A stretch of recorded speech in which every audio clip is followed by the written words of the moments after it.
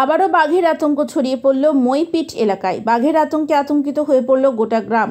ঘটনাস্থল নাগেনাবাদ এলাকার পাইকপাড়া সংলগ্ন জঙ্গল লাগোয়া লোকালয়। বুধবার থেকে সুন্দরবন জঙ্গল লাগোয়া পাইকপাড়া এলাকা থেকে বাঘের গর্জন শুনতে পায় গ্রামবাসীরা।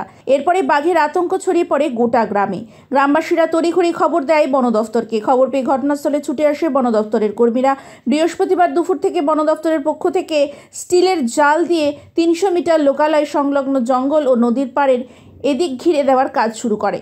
কিন্তু শুক্রবার সকালে সে স্টিলের জালের পাশে অপর একটি বাঘের পায়ের ছাপ দেখতে পায় এলাকাবাসীরা। এলাকাবাসীদের অনুমান নাগেনাবাদ এলাকায় একটি নয় দুটি বাঘ রয়েছে। বন দফতরের এক আধিকারিক বলেন, বাঘের পায়ের ছাপ জঙ্গলে মিলেছে। জাল দিয়ে ঘিরে দেওয়া হয়েছে। নদীর ধারে একদিকে জাল দেওয়া হয়েছে যাতে বাঘ বেরিয়ে অন্য জায়গায় উঠতে না পারে। নিচে নামলাম, ওই দুটো ওইখানে পালা টালা আছে আর লৌকো আছে, লৌকোটা ওপারতে এপারে নিয়ে আসবো। লৌকোর কাছে গিয়েছিলাম, লৌকোর কাছে গিয়ে দেখি না বাবুরাম জাম দিয়ে ওপারে চলে গেছে। আমি তো ভয়ে এপারে চলে এসেছি, এসে সবাইকে ডেকে নিলাম।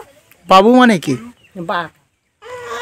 আর জাম দিয়ে চলে গেছে। আমি আর ছেলেপুলে সকলে ডেকে নিয়ে গিয়ে আর বড় ফোন নিয়ে গিয়ে ক্যামেরা করে নিয়ে আসলাম।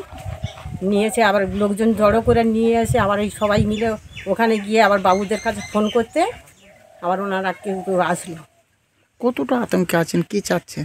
আতঙ্কে তো এমনি থাকবো, আমরা সব সময় আছি আর থাকবো। তা বলে কি আমরা এই কর্ম তো আমাদের করে খেতে হবে।